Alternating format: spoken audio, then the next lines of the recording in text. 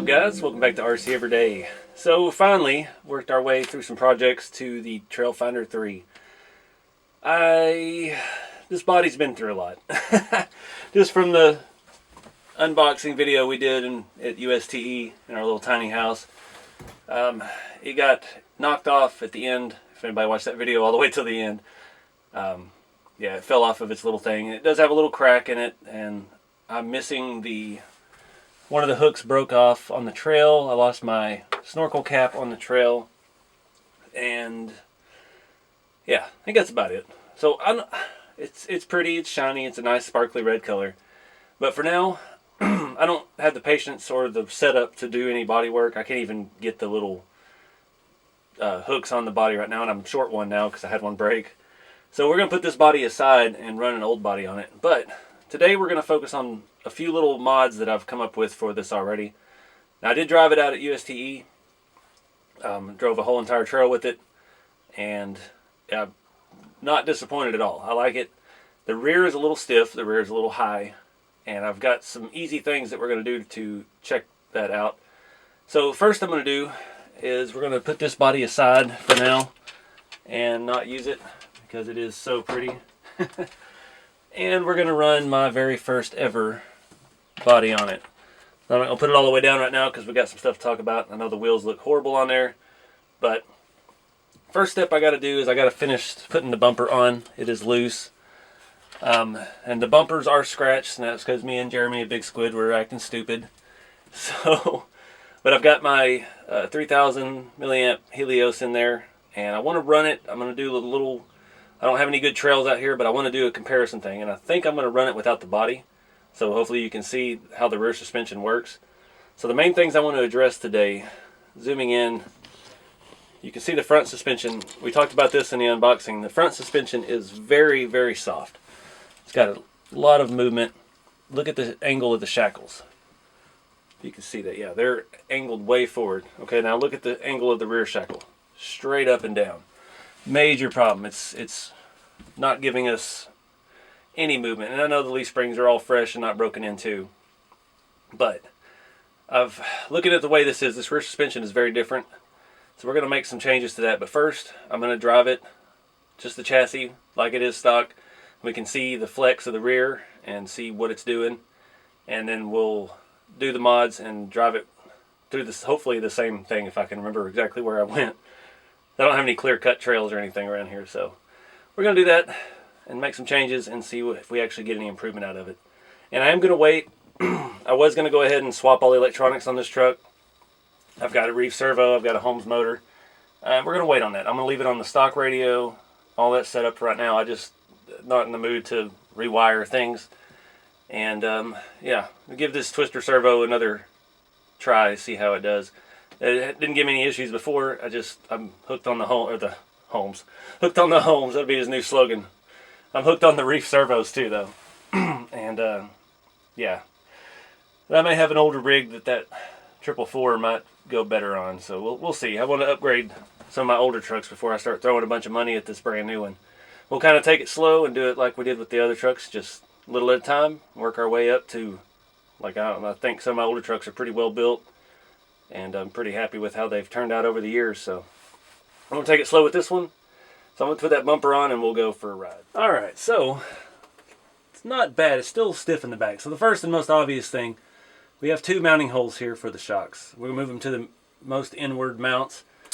Simple and easy. Just take a couple screws out, put them back in.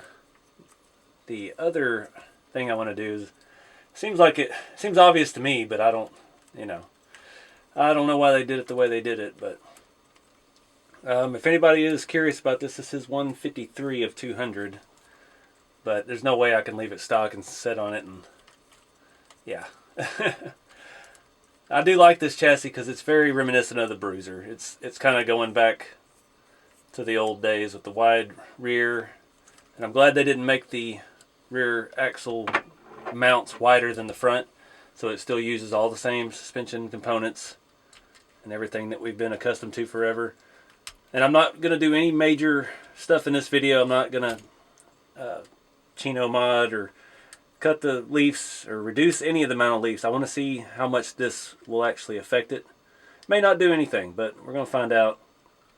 I know I've been getting a lot of questions about this truck, and I don't have a lot of answers yet because this is really the first chance I've had since USTE to really wrench on it. So we'll see. I'm assuming it has springs in the coil and the shocks. It did come with other springs for the shocks. I don't know if they're actually in there. When we take the other one out, I'll compress it and see, get a definitive answer. And the receiver box is pried open because I put an adapter in there for the light kit. And for some reason, this old body, I have the wrong end on it. I have the female end on both, so not sure what caused that, but it's looking like it's already lowering the ride height a little bit in the rear because this side's drooping. Which that would be fantastic. Let me pull this screw all the way out and we'll see if this actually has the springs in it, or that was just an option they gave you to put in it. And I will say these are the new RC4wd Drive shocks. They have different ball ends. They are tighter. They don't rattle as much. The shaft is larger. And I know they don't have oil in them, but they're greased. They have not leaked anything, so that's nice. Ooh, I don't believe it does have the springs in it. The springs are an option. Yeah. And those are actually doing what shocks are supposed to do. So that answers that question. I dig it. Well done. I appreciate that because that's what first thing everybody always said. Take the springs out of the shocks. Don't need two springs, and I totally agree with that. And RC4 Drive has done that for us. I guess while I'm here, I should make sure the ends of the shock are not loose either. I can get this bad boy started in here. I'm setting at a weird angle in this awkward little mobile studio here. I could kiss the camera, I'm so close to it. Make sure that is not unscrewed. Somebody that bought one out at USTE said that their shock came unscrewed on the trail. And I figure everything on mine is probably loose from the drive home. Of course, this did get the ride shotgun with me because I didn't come with it, so I had no place for it. Also, while we're screwing this long screw in, I am planning on going to Beat the Creek. And I'm not sure yet if I'm going to be a sponsor and have all my stuff set up, or we're just going to go. But we're going to try to get out there and hit some more events this year. So if anybody's going out there, comment below. Let me know what to expect. So that is really good that the shocks don't have the springs in them. And they feel 100 times better than the old scale shocks. I like that. And they do have the Rancho stickers on them, but you know, I'm a Bilstein guy. Alright, so moving on to the next. For my next trick, these hangers for the rear shackles, I mean, they look like they just flip around. So if we flip this around, that will put our shackle angle more on line with the way the front is. It may give us a little bit of a drop as well, but it's going to put them at an angle where they're more willing to bend. Let's put it that way. So I'm going to try to, oh, that's a big one. Pull these bad boys apart and see if this works. This is the first glaring thing that I noticed when I looked over this chassis was this angle of these rear shackles. The front shackle angle is fantastic, but that rear is just it's awful harsh. Alright, don't lose any hardware. Pull that out. See if we can get, at least they made that screw the same size. That's awesome. And that mount is aluminum also. That's the one that has the serial number stamped on it. So we're just going to take this out and flip it around backwards. Got two screws. These are 2.5 with a very thin wall on the head. If you can see that. Haven't seen those in a while. So we're going to take that little mount out. You can see it's angled one direction or another. And if I can get this started, flip her on around backwards. For some reason, I think this is going to make a world of difference. But it may not be that noticeable until we get these leaf springs broken in. Come on. What are you doing? Oh, the shackle is stuck inside of there. My table is wobbly in this camper. There we go. Anybody wondering, I'm still looking for land and looking, I don't even know where I want to live. Everything's still up in the air. Kind of just still taking care of business with, I got out of the house and finally got all that deal done. Yeah, just not sure yet what I want to do, where I want to live. Really would like to move to Florida, but I don't know what to do. I got nothing but time, so as long as we can keep making videos, we will just keep rocking and rolling until the path makes itself clear.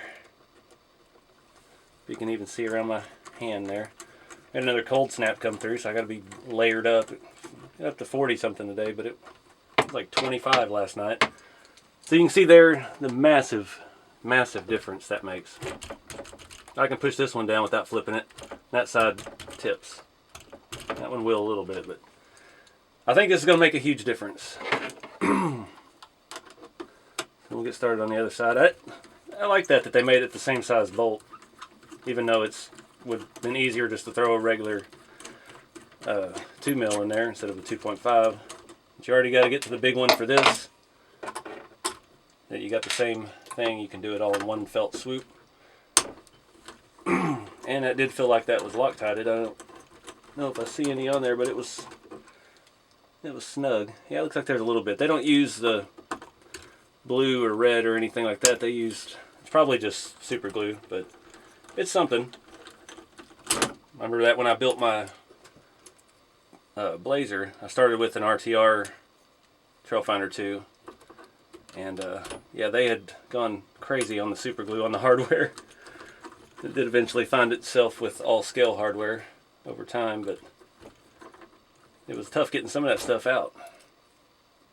But it's good they do that, because that used to be a thing. You buy an RC4wd drive rig, first thing you had to do was Loctite all the hardware. But I've got a good feeling about this mod. Alright, everything's snug. I never re-Loctite things that are already Loctited. Usually there's already so much on there, it just works like it's supposed to again. So we'll see how many events I can travel to without rattling all my bolts loose on all my rigs. But I am excited. I've never been to Beat the Creek. I've seen some pictures. I talked with Chris about the event. I'm excited to go see it.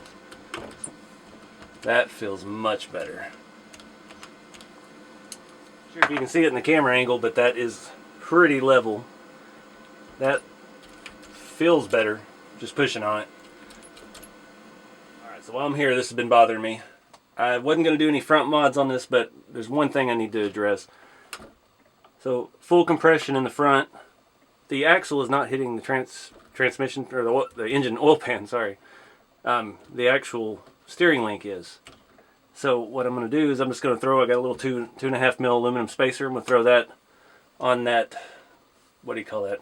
Pitman arm steering box thing. And we're going to raise that up just a little bit. If I can find the right bit. I left it off of here. Uh-oh. Sitting on it. My little Bauhaus tool has been coming in clutch lately, because honestly I don't know where all my other tools are, so this has been very handy. Let's see if this screw is probably long enough. And that steering arm mechanism is all aluminum. Let's see if that's not going to be enough. Is it? Nope. It's not enough. Let me go through my little, oh crap. Alright, put a longer bolt in there. Raise it up about 2.5 mil. So now it's not keeping this side up. That was the issue. It would go all the way down over here, and this side would be up just a little bit. So now we've got full droop, and the diff is still not hitting the oil pan. Now neither is our steering link. So I think that's all I want to do to the front. The shock mounts on this are taller than the Trailfinder3, which I like. That was one of my favorite mods on the Trailfinder3, was to put the Jalon 2 hoops. And yeah, it made those stock shocks actually work fantastic. And they've done that, but it does not have any other holes, so there's only one option for height. But I do see my shock is unscrewed a little bit too. You'd be surprised how much of this stuff comes loose on the highway when you're driving. Especially I use that rooftop cargo box on top of my Jeep, and man, it's great for carrying them, but it does bounce them around quite a bit. I'm just going to screw that shock shaft on there. That's definitely somewhere, even on your Trailfinder 2, come back and Loctite those shock ends on the rods. They need all the support you can get. I can get on this one as easily. That one's pretty tight. But you can see the, I think you can see it, the new ends of the shocks and the larger shaft. It's a much more robust looking unit. So I'm digging that. We got nice even movement in the front. And the front already felt fantastic. So now we'll see how it does. All we got to do is wait on these shocks to break in. So let's slap the body back on and get it out for a run.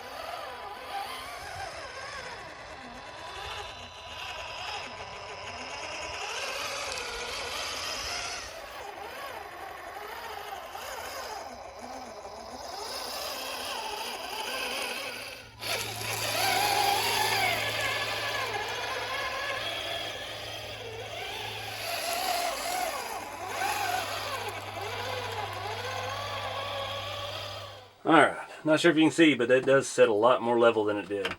The rear feels leaps and bounds better. The front has got just awesome slow rebound. Rear is still a little springy, but I did want to run it with the body. I know I said I was not going to. I want to run it with the body because the weight. It needs all the weight it can to really act properly. So without all the body weight, it wasn't going to perform as it would.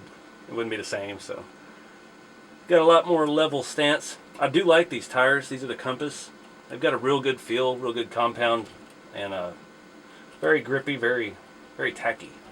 And they have a real firm foam in them, so they're not going to flat spot on you immediately. If you leave it sitting for a couple weeks, it might get you a little flat spot. But I do like these wheels. They don't look right with this body, obviously, but we'll see how this goes. I mean, this just for grins right now, I wanted to run the rusty body. But I do like the wider bruiser frame. It fits with the inner fender. It's the same level. Looks more scale. I don't know if it's just my body, because this body has been dented and stuff. It is a little snug with the bumpers, but it's not a big deal. I do foresee one problem in the future. The shocks, the fronts are giving us a lot of droop. The rears like to stay almost fully extended. We've got, let's say, a 1/4 inch of droop, but that's full drop. The shocks are bottomed out at that point, and we have a whole lot of room left in there. So we either do one of two things. You run a shorter shock, or we make our own hybrid shocks, and we put a longer shaft and a shorter shock, and we can get a little bit more droop out of it. I've done that with the Trailfinder 2 short wheelbase. I ran a hodgepodge mess of all my spare RC4wd drive shocks to make it where that thing drooped just right, and it had a fair amount of flex to it. So we may look at something like that for it, because that's all we're getting. So we still got 1/2 inch of fender well left to fill out. So we'll see. Need a bigger tire. Alright guys, I think that made a pretty good difference, other than just the ride height. I don't know if it came out on camera or not, but it seemed a lot more pliable in the rear, almost matching the front. The front has got a really good feel to it. Those springs feel like they're already broken in. Rears are still pretty springy. Next step, we might take out a leaf in the rear, just to see what we get. Not sure I'm up to that today, but I'm kind of digging it with the old body. I love this body. This is my test body. This is the first Mojave body I ever bought. It used to be baby blue. You can see some bits of that coming out. After a while, it became my test bed for weathering things. It's got every product I've ever tried on it, and then some. But I'm digging this truck. So I wanted to try it all box stock. I've got a Spectrum receiver, put it on my DX5. I've got that Hobby Wing 1080, but I didn't want to deal with that yet because that needs to be programmed, and I don't remember my programming. I have the old card for my, the 4Runner has the 1080 on it, and I like the setup I've got on that. And it's got the same Holmes Hobby Torque Expert Master something white label 35 turn, and yeah, just didn't want to get into all that yet. I want to just kind of take it slow and learn the truck, tweak it little by little before we just start throwing tons of money at it, you know? So, because I mean, I got 50 bucks for ESC, 100 for the Reef servo, another, I don't remember, 35 bucks or something, 40 bucks for the receiver, and yeah, you know, it's not really, you know, you don't have to have all the best of everything to have fun. And this truck was already expensive enough. It came ready to run right out of the box. The only thing I've done to it, other than the suspension mods, is switch it to LiPo, running my Helios battery, a 3000, because I don't do stick packs anymore. But there's nothing wrong with that. And I'm digging it. I think we got, I'd say, at least half an inch more flex right now, even with the stiff springs. That back is still on the ground, so we've got, I'd say, 1.5 inches right there now. So we'll see what we come up with next. I'm digging it. I think it needs a little more weight in the rear. I don't know how to go about that, short of maybe running a 4Runner body or something just heavier all around. This big massive front bumper does help with the weight in the front, because that is a solid piece. Especially if we throw a winch on there, it'd be even heavier. So any suggestions? Comment below. Let me know what y'all think. I like the Trailfinder. I love my Trailfinder 2s. Don't get me wrong. I know a lot of people are like, there was nothing wrong with the old one. I get that. There's nothing wrong with the old one. It's great. It's an awesome platform. There's so much support for it, and there's so many possibilities with that. But I had to have the new one just to see, because it's the next evolution in the Trailfinder line, and it's my favorite truck, the Trailfinder 2. So I wanted to see what the 3 is, and what we could do with it. So next up, we'll probably, I don't know if I'm ready to change. I know the wheels don't match, but I like these tires. They're good small size. I want to see what we can make this suspension do box stock, but I do want to upgrade electronics. Right now, I don't know why the drag brake is working in reverse, not in forward. So I think the motor wires are backwards or something. It's just typical RTR issues that I've run into before. There is a bit of steering slop. I mean, that's quite a bit of play, and that's because the servo is where it is. You've got 1, 2, 3, 4 ball ends between your servo and your axle. Well, 6 if you count the steering link in the front, opposed to just the 3 that we normally have. So it does create a little bit of delay, but honestly, the delay seems scale. It makes the steering move, it seems kind of slow. You hit it and it's like, yeah, okay, I'm turning. But the only issue I've found with that so far is that I keep finding myself messing with the trim. So I'll drive it and it'll pull right, and I'll adjust it, and then I'll crawl a little bit, and then I'll come back and then it'll be pulling right again after I fixed it. And it just keeps kind of getting out of trim. So I don't know if that's so much all the slop in the steering or it's the electronics itself. I mean, it is the RTR radio. It's all analog, trim dials and everything. I could be bumping it. You know, there's a lot of possibilities, but we'll put it on a DX5 Pro and see if that cleans it up any. And then we'll try it with the Reefs 444, see if that cleans it up any or speeds it up any. But I'm digging it. I like the truck. I think it's going to be as big as the Trailfinder 2 in the future. RC4wd Drive is already offering some aftermarket stuff for it. Seen some aluminum body mounts, and I think they've got sliders and stuff for it now, because it did come with plastic sliders, but they are very hard, durable plastic compared to the previous ones that I just took off my Trailfinder 2 with the 4Runner. So we'll see what the future holds for it. I'm still excited about it. You know me, I like RC4wd Drive stuff. I just can't help it. The metal, the weight of it, that's the main thing. The weight of this truck is phenomenal. It's already, I bet you this is as heavy as my 4Runner, and that's got all that A&M Garage solid steel cross member and all that skid plate and stuff on it. This truck probably weighs pretty close to the same. I don't have access to a scale to verify that, but the butt dyno says it's about the same weight, so I dig it. I like it, and they have released these in a kit now. Or not a kit, but a regular RTR, not the limited run. They are $100 cheaper than these. I believe it is $4.99.